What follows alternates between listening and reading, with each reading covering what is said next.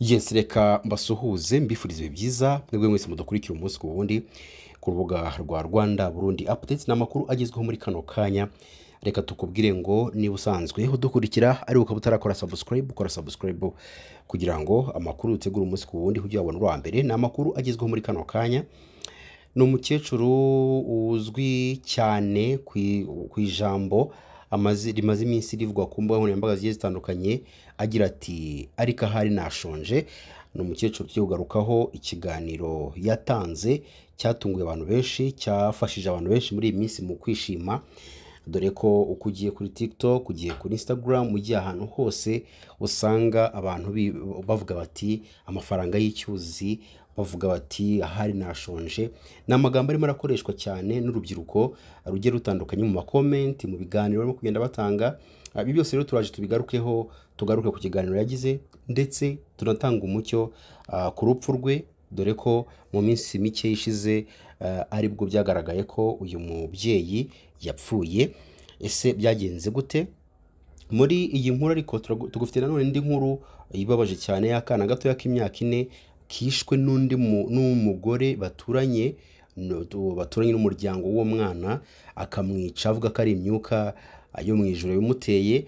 Ni umugore wari umunyamasengesho cyane. Turaje nabyo tubigarukeho, ariko nyamuneka fata umwanya wawe ukore subscribe kugira ngo ibiganiro dutegura ujye ubona uwa mbere. Twibanda ku makuru arimo kuvugwa mu Rwanda gusa ndetse no mu Burundi. Muri iyi minsi imvugo ya Nyiramajambere Esperance igira iti ariko ahari nashonje yongeye kugaragara cyane ku mbuga nkoranyambaga no mu biganiro by'abanyarwanda batandukanye, aho ikomeje gukoreshwa mu buryo bwo gusetsa no kwishimisha. Amashusho acicikana kuri izo mbuga agaragaza uyu mubyeyi ashimira ubuyobozi bw'u Rwanda bwamuhaye inzu yo guturamo nk'umwe mu basigajwe inyuma n'amateka, ariko kandi yanasabaga ko we na bagenzi be bishyurwa ingurane y'icyuzi cyabo cyakuwemo mu gihe cyo kubaka umuhanda wa Base Gicumbi. Mu ijambo rye yagize ati nyakubahwa Paul Kagame, abayobozi mwese muri kunyumva, banyita Esperance Nyiramajambere Esperance umwana w'umutwa, ariko mwarakoze sinyanyagirwa, noneho nimuturwaneho inzara itumereye nabi. Ndetse n'andi magambo muri icyo kiganiro n'ubundi akomeza agira ati nimurebe ukuntu abasigaje inyuma n'amateka batarahabwa amafaranga yabo y'icyuzi kandi bayakobokeye. Hari aho yongeye agira ati ngewe ku mutima wanjye iyi radio izigiye igihe, ariko ahari nashonje. Iyi mvugo yafashwe mu kiganiro yagiranye n'umunyamakuru witwa Protazi Ngwabijimana mu myaka 4 ishize. Rero hashize iminsi ku mbuga nkoranyambaga hashicikana amakuru avuga ko Nyiramajambere Esperance yitabye Imana. Amakuru yemejwe n'umuryango we nk'uko byatangajwe n'Urugendo TV. Mutuyimana Konsole n'imfura ye yemeje ko nyakwigendera yapfuye mu kwezi kwa Werurwe 2022 azize kanseri y'umwijima. Yaramaranye amezi agera kuri 3. Yavuze ko yapfuye ku munsi umwe na se, bakaba barashyinguwe tariki 14 Werurwe 2022. Yasobanuye ko amafaranga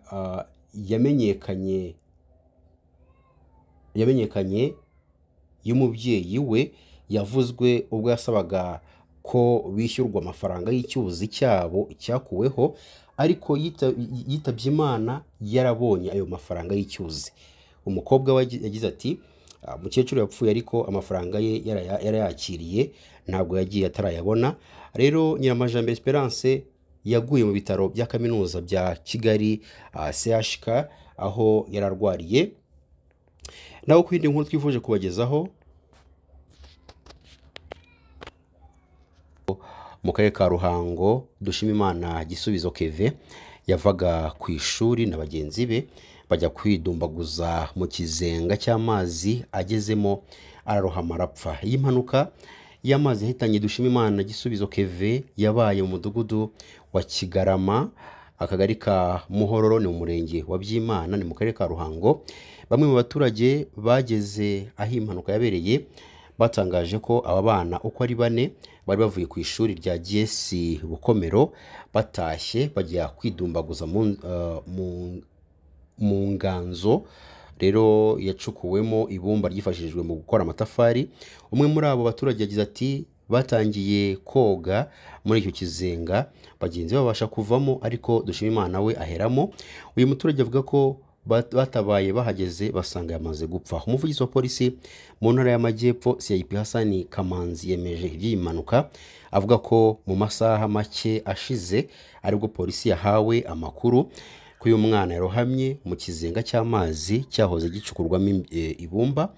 Ati polisi na RIB bihutiye kujyayo basanga umwana witwa Dushimimana Keve yapfuye kandi akiri muri ayo mazi. CIP Hassan avuga ko umurambo wa nyakwigendera woherejwe mu bitaro by'i Kabgayi gusuzumwa.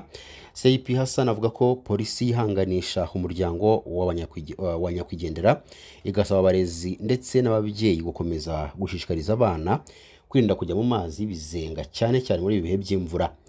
Naho mu karere ka Karongi nanone Maniraguha ufite imyaka 24 y'amavuko akaba akekwaho ubujura yateye icyuma mu nda umunyerondo witwa Muhayimana Gilbert w'imyaka 19 ahita apfa.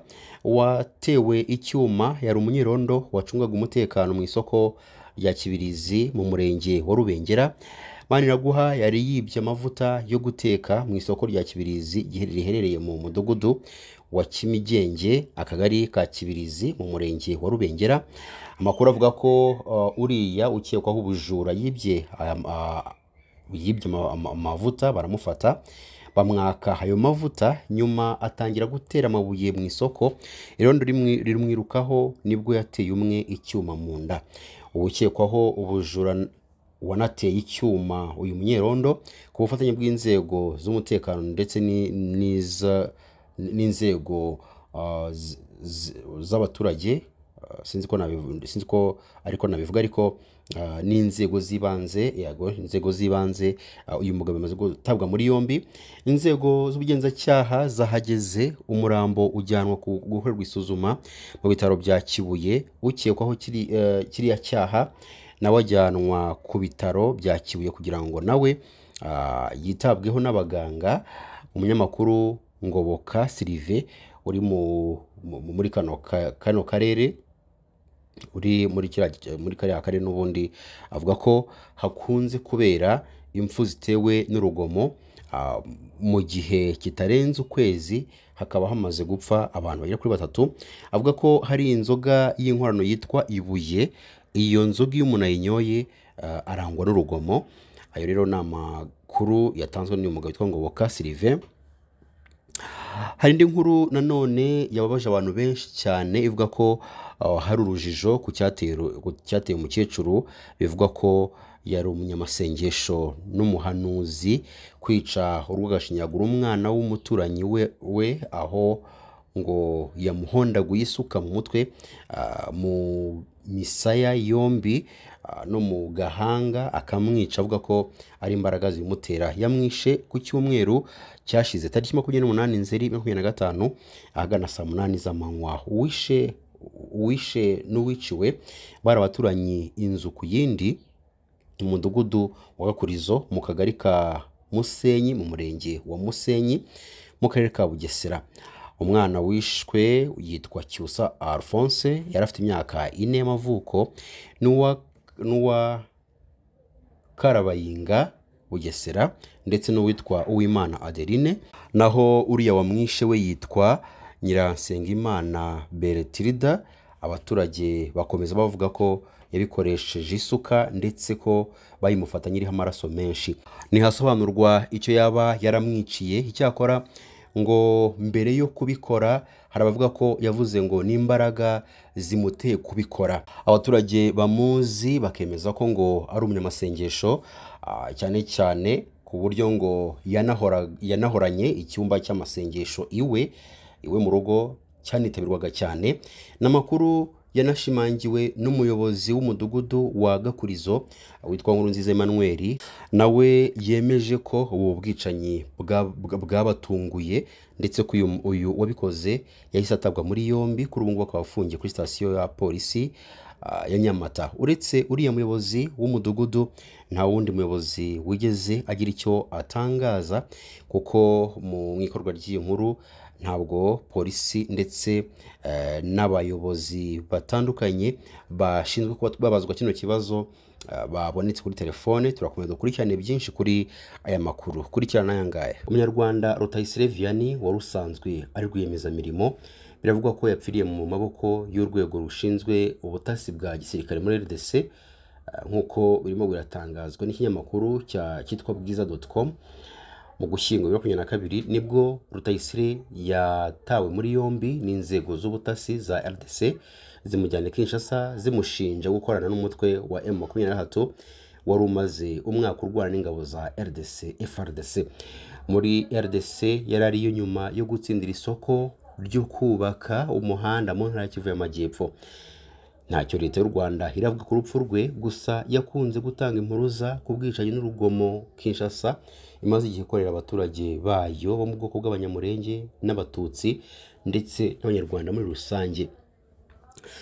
Iyindi nkuru ivuga ko umuvugizi wa polisi mu ntara y'Amajyepfo CIP Kamanzi Hassan yatangaje ko umusore ukekwaho gusambanya umwana w'imyaka 17 wo mu karere ka Muhanga ari gushakishwa n'inzego z'umutekano, kuko ikirego cyamaze gutangwa.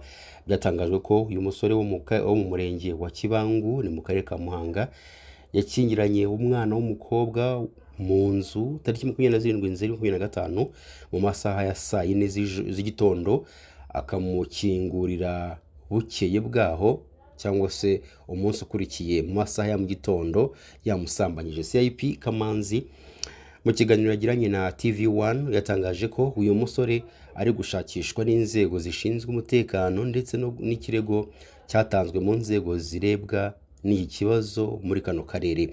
Yagize ati umubyeyi w'umwana mu masaa 10 nibwo yatanze ikirego, ubwo rero ibindi bijyanye no gushaka uwahohoteye umwana byatangiye rwose. Umuryango w'uyu mwana wasobanuye ko bari babuze umwana wabo mu mugoroba tariki 27 Nzeri, nyuma babajije umwana babwira uko uwo musore yamukingiranye mu nzu biza kurangira musambagije. Ku ruhande rw'umwana yasobanuye ko yari yagiye gusura mushiki w'uyu muhungu asanga adahari, birangira uyu musore amukingiranye mu nzu maze ategereza ko abaho bataharaheba.